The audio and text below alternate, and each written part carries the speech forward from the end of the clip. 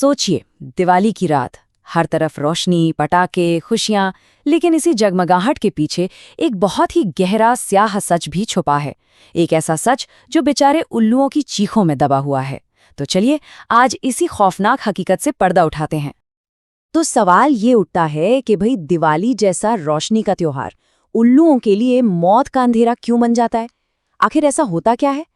इसका जवाब यकीन मानिए एक बहुत ही गहरी और परेशान करने वाली सच्चाई में छिपा है, और इससे जानना हम सबके लिए बहुत जरूरी है। तो ये सब होता क्यों है? देखिए, इस पूरे खूनी खेल की जो जड़ है ना, वो है अंधविश्वास। एक ऐसा बाजार जो आस्था की आड़ में सजता है, और ये एक ऐसा बाजार है जहां बोली तो इंसान लगाते हैं, पर कीमत बेचारे उल्लू अपनी जान देकर चुकाते हैं। असल में ये सब जुड़ा है धन प्राप्ति के एक खौफनाक अंधविश्वास से। मतलब कुछ लोगों का ये मानना है कि दिवाली की रात अगर उल्लू की बलि दी जाए तो देवी लक्ष्मी खुश होती हैं और घर में पैसों की बारिश हो जाती है। और बस यही एक लालच हर साल हजारों उल्लुओं की जान ले लेता है। और सबसे चौंकाने वाली बात पता है क्या है?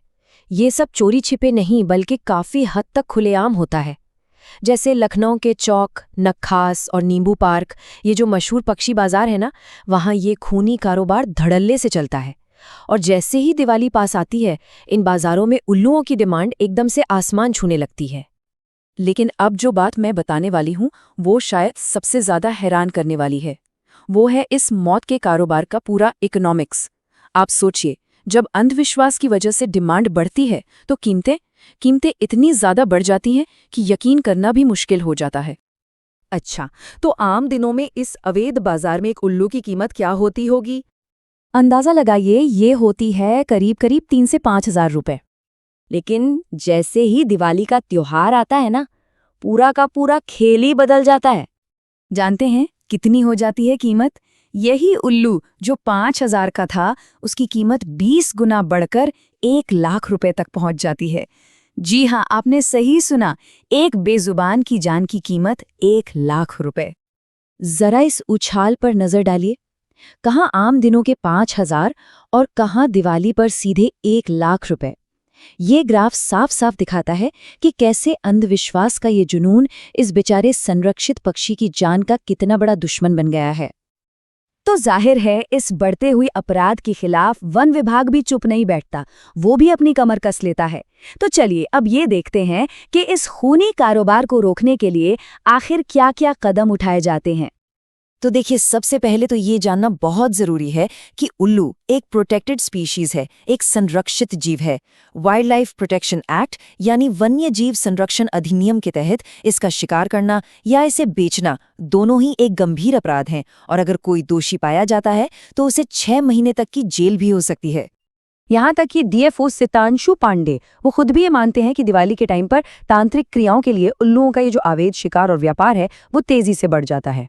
मतलब साफ है, अधिकारियों को इस खतरे का पूरा अंदाजा है। तो फिर इसके जवाब में होता क्या है? एक मजबूत स्ट्रैटेजी अपनाई जाती है। सारे फॉरेस्ट रेंजर्स को अलर्ट कर दिया जाता है। जंगलों और बाजारों में दिन रात पेट्रोलिंग होती है। सरप्राइज रेड्स यानी कि औचक छापे मारे जाते हैं। और पुलिस, जिला प्रशासन, यहाँ तक कि एनजीओज सब मिलकर इस पूरे नेटवर्क को तोड़ने की कोशिश करते हैं। लेकिन कहानी यहीं खत्म नहीं होती। ये जो खूनी खेल है ना, ये सिर्फ उल्लुओं तक ही सीमित नहीं है। दिवाली का ये अंधेरा कई और बेजुबान परिंदों की जिंदगी पर भी मंडराता है। जी हाँ, तोता, मुनिया, तीतर और बटेर, इन जैसे कई और बैन किए गए पक्षियों की डिमांड भी इस दौरान एकदम से बढ़ जाती है। इससे ये पता चलता है कि एक त्योहार की आड़ में हमारे नेचर को, हमारी प्रकृति को कितना बड़ा नुकसान पहुंचाया जा रहा है। और आखिर में ये सारी बातें हमें एक बहुत ही बड़े सवाल पर लाके खड़ा कर देती हैं। सवाल ये कि जब आस्था और अंधविश्वास की जड़ें समाज में इतनी गहरी हों, तो क्या सिर्फ कानून के दम पर इन बेजुबानों को बचाया जा सकता है? इस सवाल का जवाब शायद हम सबको मिलकर खोजना होगा।